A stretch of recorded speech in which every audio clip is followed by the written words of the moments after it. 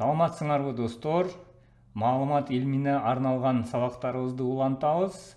Экинчи сабагыбыз маалыматтын түрлөрү.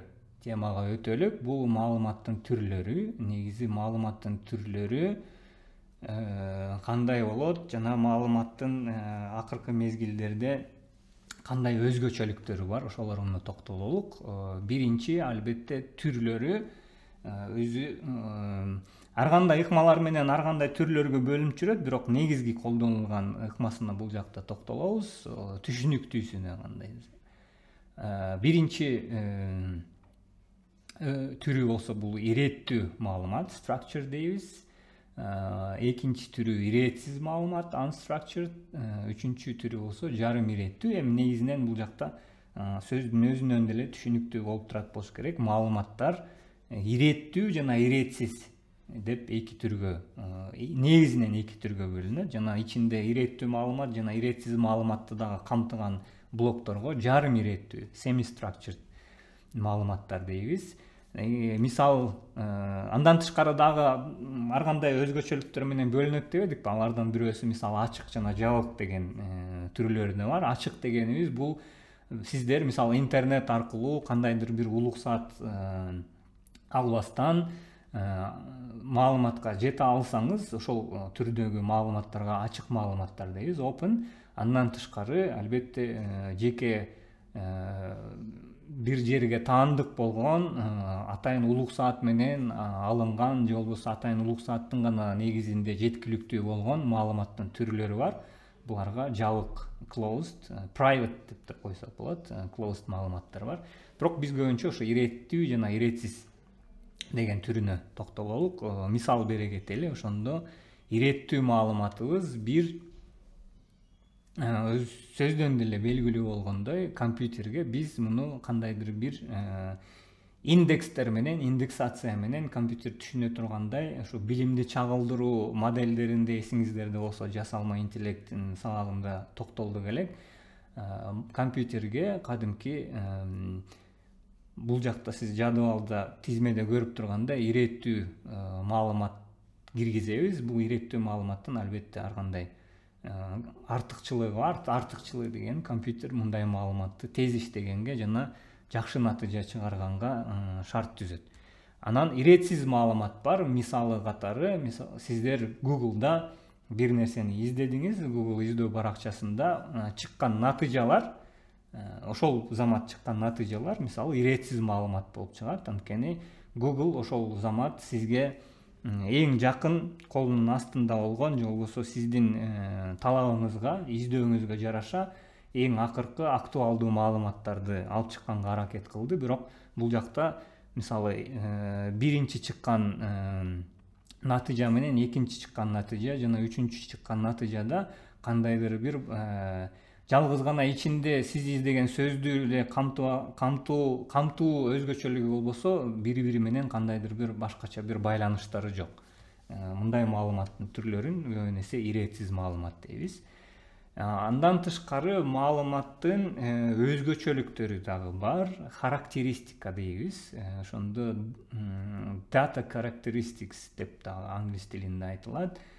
5V деген принцип менен акыркы мезгилдерде бул характеристиканы эсте калуусу үчүн 5V деп коюшат.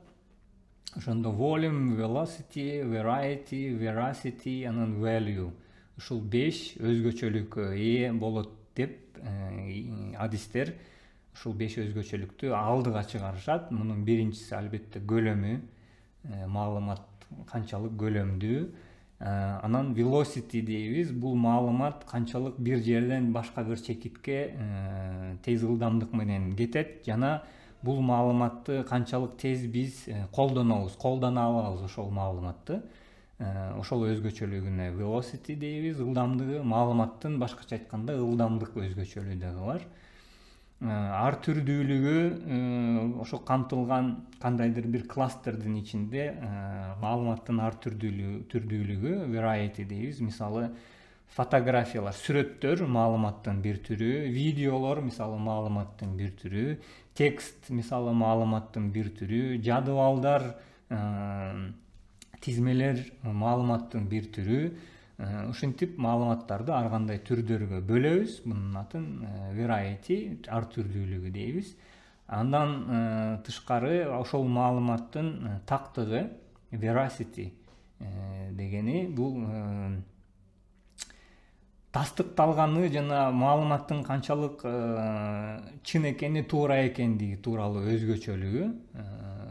Анткени маалымат болушу мүмкүн, бирок биздин ишибизге жарай турган же болбосо чындыкты чагылдырбаган маалымат болушу мүмкүн. Бул өзгөчөлүк дагы маанилүү. Анан акыркы мезгилдерде жана мен айтып кеткендей, маалыматтын негизинде башка баалуулуктарды дагы жаратканга мүмкүнчүлүк болгон үчүн маалымат дагы товарсымал кадимкидей өзүнө бир бычканга мүмкүнчүлүк болуп жатат акыркы мезгилдерде. Ошондо бешинчи өзгөчөлүгү маалыматтын ошо топтолгон, ушул мисалы тактыгы, ар түрдүүлүгү, ылдамдыгы, көлөмүнүн негизинде анан баасы дагы ортого чыгат. Башкача айтканда маалымат бир товарга айланышы да мүмкүн. Акыркы мезгилдерде кадимкидей товар сымал эле маалыматтарды сатып жүрүшөт. Мисалы бере кетейин. Илгери Yellow Page, желтые страницы деп чоң-чоң мисалы компаниялардын же болбосо негизинде справочник деп коет дейт элек го. Ошол телефондорду камтыган чоң китепчелер болот эле. Ошолорду бир компания же болбосо ишкерлер бир өздөрү убакыт бөлүп атайын ишкерлерге байланышып, алардын маалыматын тактап, өзүнүн атайын кызматкерлери аркылуу ушул топтомдорду топтойт эле, анан бизге сатат эле.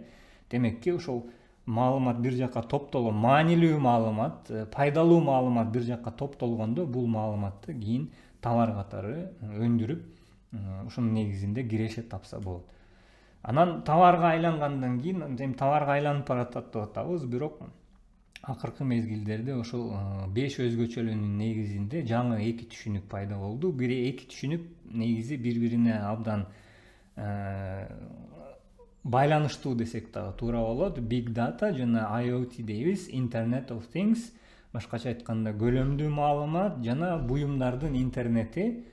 Анткени интернет аркылуу өзгөчө биз маалыматты көлөмдүү түрдө өндүрүп жаткан мезгилдебиз. Ошондо ошол өндүрүлүп жаткан көлөмдүү маалыматтын дагы өзүнчө бир илими пайда болду. Анын атын дагы Big Data дейбиз. Ар бирибиздин чөнтөгүбүздө азыр телефон бар, ар бирибиздин үйүбүздө компьютер, телевизор же болбосо башкача айтканда интернетке байланган бир жабдыгыбыз бар. Убакыт өткөн сайын албетте интернетке байланган жабдыктардын саны көбөйүп жаткан учурда,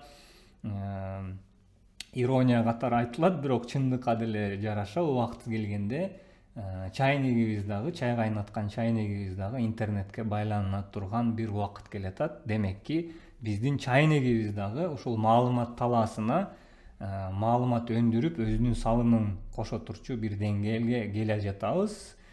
Domo деген бир компаниянын жылда маалымат өндүрүү жагында эмне жаңылыктар бар, каякты көздө жылыштар бар, өнүгүү канчалык болуп жатат деген жылда жүргүзгөн статистика, аналитикасы бар. Data never sleeps дейт. Мына 9-жыл экен быйыл, 9 жылдан бери демек өткөрүп келатышат ушул иш-чараларын. Маалымат эч качан уктабайт деген негизде 2020-жылдын натыйжасы. Ошондо бул сиздер графикада көрүп тургандай иллюстрацияда ар бир мүнөт сайын дүйнөдө, эми бул жакта биз тааныган көп колдонгон өлкөдөгү эмелерге токтололук. Мисалы өзгөчө билим чөйрөсүндө, мисалы Zoom ылдый жакта 800, ошондо 1 мүнөттүн ичинде дүйнө жүзү боюнча 856 мүнөт, ошондо 1 мүнөттүн ичинде 856 мүнөт вебинар жыйынтыкталат экен. YouTube'да 1 мүнөттүн ичинде 694 000 саат 694 миң саат 1 мүнөттүн ичинде видео көрүлөт. Facebook'ta 44 milyon баракча көрүлөт. Башкача айтканда, дагы бир биякта Facebook'тан мисал бере кетиптир. 240 миң сүрөт бөлүшүлөт экен 1 мүнөттүн ичинде. 1 мүнөт. Ошондо азыр биз бул блогду баштаганыбыз, бул сабакты баштаганыбызга канча бир 4 мүнөт, 5 мүнөт болду. Ошондо 1 миллиондун тегерегинде биз 5 мүнөттүн ичинде сүйлөшкүчөктү, сүрөт бөлүшүлдү. Instagram, Twitter, TikTok, Google, мисал Google'da 1 мүнөттүн ичинде 6 миллионга жакын издөө иштери жүргүзүлөт экен. Албетте мунун айтып атканын себеби ушунун баардыгы азыркы учурда маалымат талаасына бир маалымат өндүрүп жатат дейбиз. Ошондо токтобойт. Эч токтобостон 24 саат боюнча ушул процесс азыркы учурда жүрүп жатат. Демек, биз адамзаты катары дайым маалымат өндүрүп келе атабыз. Анан мисалы бул жакта жылдар менен салыштырмалуу Statista деген эң ири статистикалык компаниялар 2019-жылы чыгарган бир болжолдо, ошондо 2010-жылдан баштап 2035-жылга чейин биз адамзаты катары баардыгыбыз биригип, ушул мен бир алдыңкы слайдда көрсөтүлгөн сервистерди дагы баарын чогултсак канча маалымат өндүрө алат экенбиз дегенде, мисалы 2010-жылы 2 зетабайт, 1 зетабайт ошондо 1 миллиард терабайтка баралар. Башкача айтканда 2 миллиард терабайт маалымат өндүрүптүрбүз 2010-жылы. 2015-жылы 5 жыл эле ортодон өтүптүр, бирок 6 эсе 5 жылдын ичинде 6 эсе чоңоюптурбуз. 12 зетабайт, 18-жылы 33, 3 жылдын ичинде эле ошондо 3 эсе чоңоюп атат. 2 жылдын ичинде почти болжол менен 2 эсе, 2020-жылы 47 зетабайт маалымат өндүрдүк. 47 миллиард терабайт десек да болот. Ошондо 2025-жылы 175ке чыгат экенбиз, 3 эсеге жогорулайбыз. Бирок бул жакта баса белгилеп кетчү нерсе, эми мисалы 2 миллиард менен 12 миллиарддын ортосунда, 2 зетабайт менен 12 зетабайттын ортосунда 10 зетабайт айырма бар. Бирок 47 менен 175тин ортосунда, ортодо 5 жыл, бирдей эле 5 жыл өтөт, бирок ортодо 150 зетабайтлык, бир жерде 10 эле зетабайт, бир жерде болсо 150 зетабайтлык айырма. Демекки биз күн өткөн сайын бул жактагы негизги идея эмне? Бул сүрөттөн, бул графикадан биз адамдар ушу машиналар менен биргеликте абдан көп маалымат өндүрүп жатабыз. 2030-жылы 612, анан 2035-жылы бул 2142 зетабайтка айланат экен. Ошондо ар бир 1000 сайын билесиздер жаңы бир терминология кошулат. Ошондо азыркыга чейин биз 10 жылдын ичинде канчалык 1000 эсе көтөрүлсөк, маалыматты сактоо жаатында, сиздер бул жакта көрүп турган micro SD карта 2005-жылы 128 мегабайттыгын кенен колдонуп баардык нерсеге жетчү эле, баардык нерседе сакточу элек, бирок азыркы мезгилде 128 мегабайт деген бул бир 2 мүнөттүк, 3 мүнөттүк HD форматтагы сиздин телефондон балаңыздын же болбосо кызыңыздын туулган күнүндө тарткан видеосу эле 2 мүнөт же 3 мүнөт. Ошон үчүн 2005-жыл менен 2014-жылдын ортосундагы айырма азыр 128 мегабайт бизге эч кандай жетпейт. Бир күндүн ичинде эле толтуруп коебуз. Учурда 128 гигабайттык дисктерди колдонобуз. Ошондо гана бизди канааттандырып жатат. 1000 эсе ошондо жылыш бар 10 жылдын ичинде. Ошондой эле жаңы байт деген терминологиялардын жаңылары менен таанышып келатабыз. Бул жакта азыркы учурда жылдарга салыштырмалуу дагы бере кетелик. 1990-жылдары мегабайт ошол мезгилдерде кеңири колдонуп баштадык эле. Андан алдын килобайттар. кийин мегабайт пайда болду, андан кийин акыркы 2000-жылдары гигабайт колдонуп баштадык, маалыматтын өлчөмү чоңоюп баратты. Анан 2010-жылдары петабайт деген түшүнүктөр пайда болду, ошондо терабайттан кийинкиси эле ошо YouTube жаңы популярдуу болуп баштаган жылдар. Ошондо мисалы YouTube'тун дата центрлары көбүнчө ошол мезгилде петабайт менен өлчөлөт эле. Анан мына 2020-жылы экзабайттан да өтүп зетабайтка келип атабыз. Кийин 2030-жылы жана бир алдыңкы слайдка дагы эсиңизге сала кетейин. Мына 2035-жылы 2142 зетабайт дебейбиз. Ошондо 2035-жылы 2,1 же болбосо 2 йотабайт колдонуп баштайт экенбиз. Анан 2040-жылдары көп өтпөй эле 10 жылдын ичинде ал дагы башкача айтканда экзабайт, петабайттар 2040-жылы биздин балким күнүмдүк телефондо колдонула турчу даражага ээ болот. Гигабайт, мегабайт, терабайт дегендерди 2040-жылы балким унутабыз. Бул жактагы негизги идея эмне болуп атат? Маалыматтын көлөмү күн өткөн сайын чоңоюп атат. Темабыз Big Data, Internet of Things, көлөмдүү маалымат, буюмдардын интернети. Маалымат жыл сайын көбөйүп атат. Ошондо бул маалыматтын дагы аталыштары дагы жаңы аталыштар чыгып атат. Эми IT тармагында болгондон кийин бул аталыштардын ортосундагы айырмаларын кимисинден дагы чоңураак экенин жок дегенде жалпы түшүнүк катары менин оюмча билип жүрүшүбүз керек. Экзабайт, зетабайт, йотабайт дегенди бир жакта окуп калганда эмне экенин билиш үчүн менин оюмча маанилүү.